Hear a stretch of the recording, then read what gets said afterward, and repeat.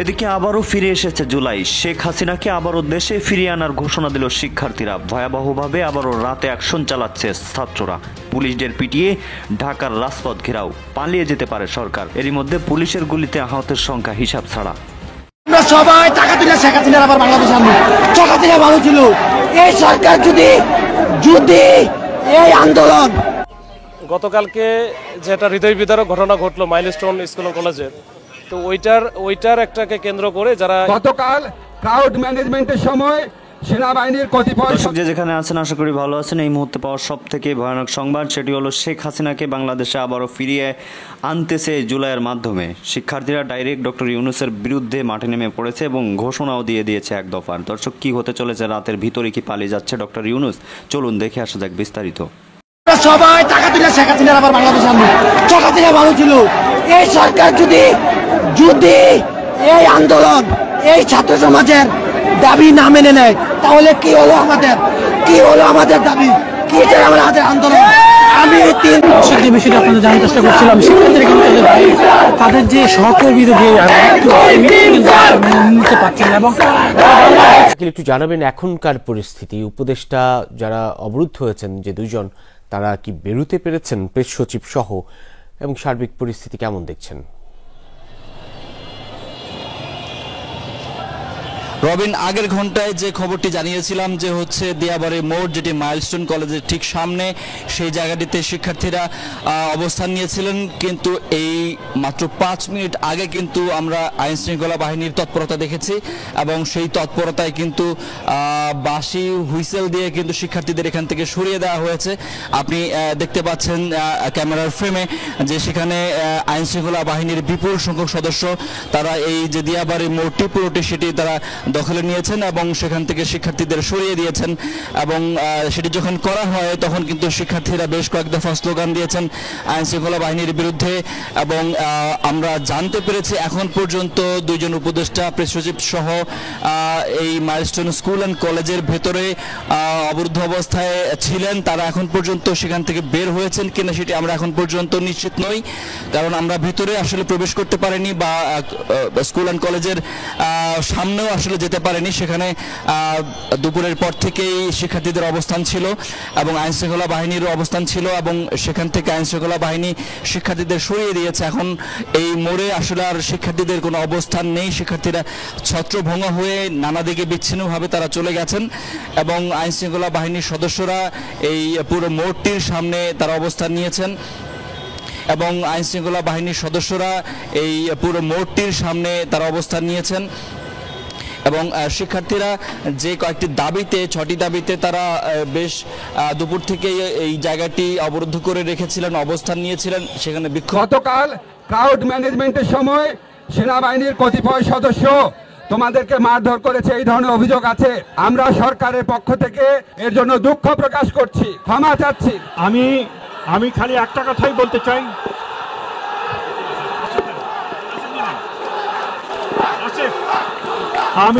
তোমরা যে 6 দফা দাবি জানিয়েছো সেটার সাথে আমরা সম্পূর্ণ একমত। এটা অত্যন্ত যৌক্তিক দাবি। তোমরা যে যৌক্তিক দাবি জানিয়েছো, প্রথম যারা নিহত হয়েছেন, আমাদের ছোট সন্তানরা যারা তোমার আহত হয়েছেন, তাদের সংখ্যা রেগুলার আপডেট করা হবে। তোমাদের স্কুলের মধ্যে তথ্য কেন্দ্র স্থাপন করা হবে। আজকে তথ্য কেন্দ্রে তোমাদের যে বর্তমান ছাত্র আছে, অ্যালামনাই আছে, তাদের প্রতিনিধিরা থাকবে, তারা এখানে আছে। এই দেখো, তোমাদের ছাত্রছাত্রীরা থাকবে, মন্ত্রণালয়ের লোকজন থাকবে। তারপর হচ্ছে তোমাদের যে দ্বিতীয় দাবি ছিল যে যারা আহত হয়েছে, নিহত হয়েছে, তাদের পরিবারকে অত্যন্ত সম্মানজনক ভাবে তারা যেই ধরনের সহায়তা চান, ক্ষতিপূরণ চান, পুনর্বাসন চান এবং তাদের ট্রমা সেন্টার সাপোর্ট চান, সবকিছুর ব্যবস্থা করা হচ্ছে। এই ঘটনার জন্য যে যদি কারো কোনো দায়িত্ব থাকে, এটা বিমান বাহিনীর পক্ষ থেকে তদন্ত কমিটি গঠন করা হয়েছে। এই ত্রুটিযুক্ত প্লেন চালনা বা প্লেন চালনার ক্ষেত্রে, সিগন্যাল দেওয়ার ক্ষেত্রে কারো যদি কোনো রকম দায়িত্ব থাকে, ত্রুটি থাকে, অবশ্যই তদন্ত কমিটিতে বের করা হবে এবং উপযুক্ত ব্যবস্থা নেওয়া হবে। আমরা সরকারের পক্ষ থেকে বিমান বাহিনীকে জানিয়ে দেব যে এইরকম জনবহুল এলাকায় স্কুলের উপর দিয়ে যাতে কোনোভাবেই বিমান বাহিনীর প্রশিক্ষণ বিমান যাতে এখানে তাদের প্রশিক্ষণ না নেয়, যাতে তারা এই এলাকা থেকে সরে যায়, সেটা আমরা অবশ্যই আমরা বিমান বাহিনীকে জানিয়ে দিব, এটা কমার্শিয়াল প্লেন, এটা ভাবা কমার্শিয়াল প্লেন, আমরা বিমান বাহিনীকে জানিয়ে দেব। থার্ড হচ্ছে তোমাদের গতকাল ক্রাউড ম্যানেজমেন্টের সময় সেনাবাহিনীর কতিপয় সদস্য তোমাদেরকে মারধর করেছে, এই ধরনের অভিযোগ আছে। আমরা সরকারের পক্ষ থেকে এর জন্য দুঃখ প্রকাশ করছি, ক্ষমা চাচ্ছি এবং তারা কিন্তু 0 পয়েন্ট এবং এই যে শিক্ষা ভবন যেটা এই দুই দিক দিয়ে ইজিলি চলে আসে, আমরা ছেড়েও দিছি, ঠিক আছে যাক। তো ওরা কথা দিছিল যে এখানে এসে বসে এরা শান্তিপূর্ণভাবে বসে থাকবে, এতে তাদের দাবি দেওয়ার বিষয় নিয়ে কথা বলবে। পরে আমরা কিন্তু ভিতরে সংশ্লিষ্ট মন্ত্রণালয়ের যে উপদেষ্টা মহোদয়ের সাথে কথা বলার জন্য আমরা 7 জন পাঠাই হয়েছিলাম, কিন্তু এই 7 জনকে আবার অন্যগুলো মানে না, নিজেদের মধ্যে ঝামেলা টামেলা হয়েছে। পরে আবার এটা নিয়ে হলো, একটা পর্যায়ে কিন্তু তারা দেখছেন যে এখানে ব্যাপক আকারে ইট পাটকেল মারা শুরু করছে, ইট কই পাইছে এখানে দেখি জানি না। পরে 1 নম্বর যে গেট আছে সচিবালয়ের মূল গেট, এই মূল গেটটা ভেঙে তারা কিন্তু ভিতরে ঢুকছে। এই ভিতরে ঢোকার পরে তখনও কিন্তু আমরা হার্ড হইতে পারতাম, কিন্তু আমরা দেখলাম ওইখানে হাজার হাজার ছেলে পেলে, ওইখানে যদি আমরা কোনো অ্যাকশনে যেতাম তাহলে একটা বড় ধরনের ক্যাজুয়ালিটি হইতো। তো আমরা তখন একটু ধৈর্য ধরার পরে একটা পর্যায়ে আমরা যখন ভিতরে যাওয়ার পরে যখন গাড়ি ভাঙচুর করা শুরু করছে বিভিন্ন জায়গায়, তখন তো আসলে আমরা আইন শৃঙ্খলা বাহিনী হিসেবে আর আমাদের পুলিশেরও কয়েকজন বেশ কিছু যখন সামনে পাইছে তাকে মারছে এবং খুবই নির্বিচারে মারছে।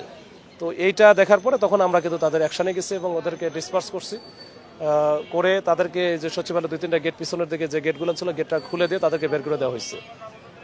তো এরপরে আমাদের বেশ কিছু সদস্য, আমাদের এক পেট্রোল ইন্সপেক্টর আছে, উনি খুব মারাত্মক আহত হয়েছে। তো এইটা আছে, আরও অনেকেই আসলে আহত হয়েছে। আবার দেখছেন যে বাংলাদেশ সেনাবাহিনীর একজন সদস্য, সেও খুবই গুরুতর আহত। তো এরকম বেশ কিছু আহত আছে, আর বেশ কিছু গাড়ি টাড়ি ভাঙচুর করছে। আপনারা দেখবেন যে এখানে গেটেরও গ্লাস টাস সব ভেঙে ফেলছে। তো এই ধরনের আচরণ তারা কেন করলো বা কিভাবে করলো, এটা আমরা পরে অনুসন্ধান বা আমরা ইনকোয়ারি করবো বিস্তারিত।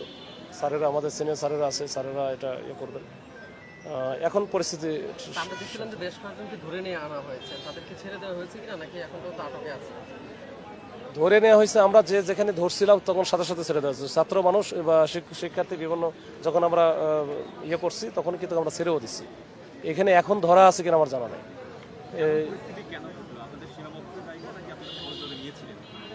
এখানে সহজের আর সীমাবদ্ধতার বিষয় না, আমাদের ক্যাপাবিলিটি ওই আছে, কিন্তু আমরা চাই যে এরকম একটা ঘটনা গতকালকে ঘটছে, এই গতকালকে ঘটনার যে সেন্টিমেন্ট, এই সেন্টিমেন্টটাকে কাজে লাগিয়ে আজকে যেন নতুন করে আর নতুন ঘটনা না ঘটে, এই জন্য আমরা প্রথম থেকে খুব ধৈর্য ধরা ছিলাম এবং ধৈর্য ধরে মোকাবেলার চেষ্টা করছি। শেষ পর্যন্ত যখন এরা বেশি বাড়াবাড়ি করছে, সচিবালয়ের ভিতরে ঢুকছে, তখন আমরা তাদেরকে ডিসপার্স করছি।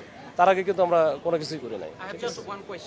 স্টুডেন্টরা বলছিল যে আপনারা ছাত্রলীগ বলে তারপরে মারছেন, এই অভিযোগটাকে আপনি আসলে কিভাবে দেখতেছেন? এটা আদৌ কতটা? না, এরকম কোনো কিছুই হয়নি। আপনি কি কিসের কোন?